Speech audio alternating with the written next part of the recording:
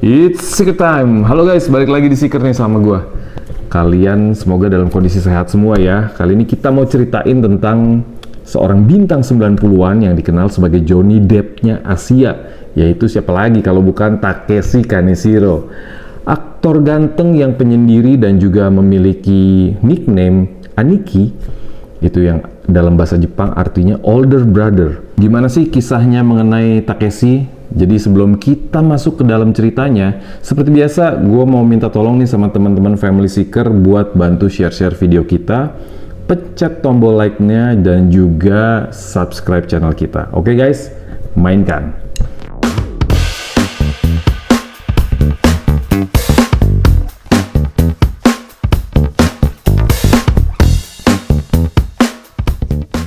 Takeshi Kaneshiro lahir di tahun 1973, tepatnya bulan Oktober tanggal 11. Dia merupakan aktor keturunan Jepang dari ayahnya yang aslinya itu orang Okinawa dan juga ibunya adalah seorang wanita yang berasal dari Taiwan. Dan dia itu dibesarkan di Taiwan, meskipun memiliki kewarganegaraan Jepang juga, dia itu jago berbahasa Jepang dan juga bahasa-bahasa lainnya nih, seperti ada Mandarin, Kanton, dan juga jago bahasa Inggris. Kalau bahasa Inggris ini dia jago karena memang dia itu sekolah di Taipei American School. Jadi di masa mudanya Takeshi ini dia udah tertarik sama yang namanya dunia entertainment. Dan dia udah mulai banyak main iklan sejak muda nih di TV dan juga bahkan berlanjut menjadi seorang penyanyi serta aktor, dan juga karir nyanyinya ini bukan yang kaleng-kaleng ya. Diawali dari debut pertamanya di tahun 1992, dia itu merilis album yang berjudul Heartbreaking Night, dan bahkan di albumnya tersebut dia itu banyak menulis lirik-lirik lagunya sendiri nih dalam bahasa Mandarin maupun bahasa Kanton. Dan juga setelah album ini rilis, lagu-lagunya itu cukup diterima di market alias di pasaran banyak ya. Nah, ketampanannya Takeshi ini juga yang membuat dia memiliki karir yang baik guys. Jadi karirnya ini salah satu ditopangnya juga oleh tampang yang keren ya nggak?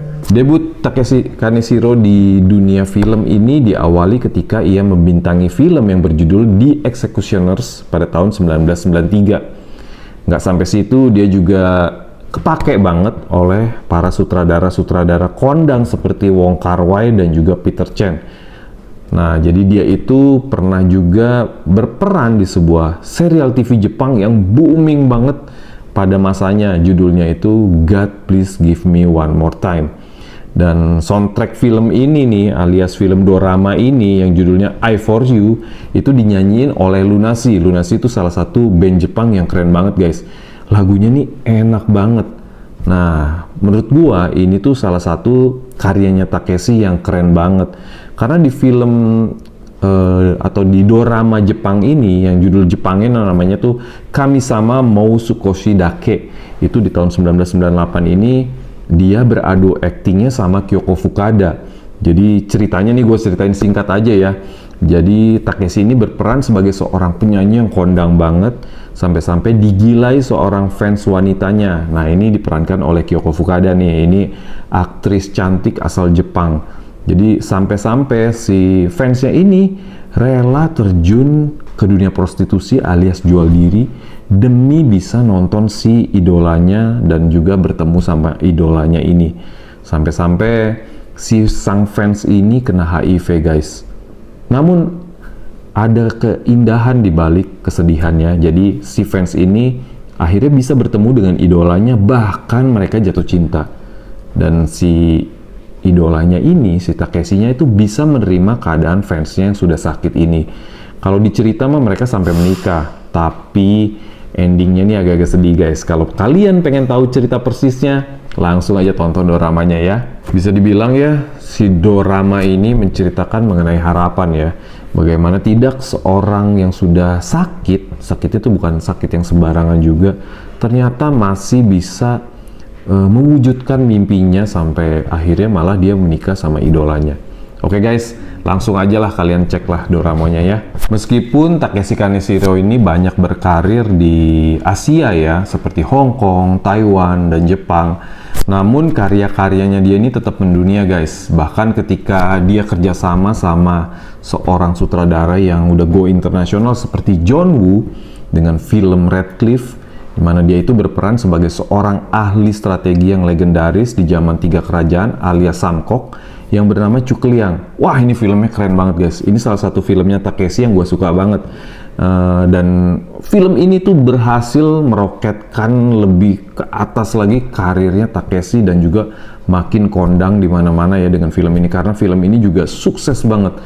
Namun nggak sampai sini aja nih. Tadi kan udah ada film, serial TV, nyanyi, bintang iklan. Ternyata Takeshi ini juga terlibat dalam pengisian suara sebuah video game, yaitu game keluaran Capcom yang berjudul Onimusa. Wah, ini game keren banget nih, game Jepang ya. Jadi sebenarnya video game Onimusa ini mau dibuat filmnya juga. Bahkan pemainnya itu ya Takeshi dong, siapa lagi. Tapi sayangnya project film ini nggak jadi dibuat karena adanya ketidakcocokan produser dengan para krunya katanya guys. Padahal ya kalau gue inget-inget game ini, gue pernah mainin ya zaman dulu. Si tokoh jagoannya, tokoh utamanya nih emang mukanya dibikin mirip banget sama Takeshi. Waduh, sayang banget ya kalau filmnya nggak jadi tayang nih ya. Nah, Takeshi itu bikin film terakhir di tahun 2017 guys. Judulnya This Is Not What I Accepted. Jadi ternyata Takeshi ini udah jarang main film ya. Bahkan sampai saat ini belum ada produser yang bisa membujuknya untuk kembali bekerja sama dalam sebuah film. Bahkan produser yang biasa kerjasama bareng dia nih, yang namanya Peter Chan, itu pernah kontak Takeshi dan bilang bahwa Takeshi ini udah nggak mau acting lagi, dan selalu dia tuh ngeluarin alasan-alasan untuk menolak penawaran kerjasama dengan Peter. Kenapa ya? Padahal banyak nih fans-fans yang menanti-nantikan Takeshi untuk eksis lagi. Bahkan katanya nih Peter pernah bilang kalau Takeshi adalah aktor yang sangat berbakat dan dia nih memang unik. Namun Takeshi memang orang yang sangat-sangat tertutup. Nah, karena tertutupnya Takeshi ini, makanya media juga susah untuk mendapatkan info terbaru mengenai Takeshi. Dan meskipun dirumorkan Takeshi ini udah menikah dan sepertinya udah pensiun, tapi berita ini sampai hari ini pun belum bisa dibuktiin. Jadi nggak beredar tuh foto-fotonya dia, apakah dia menikahnya sama siapa, anaknya yang mana, kapan nikahnya, itu nggak ada guys, saking dia ini tertutupnya. Tapi keren ya, sebagai seorang yang terkenal, dia ini berhasil menyembunyikan berita mengenai dirinya.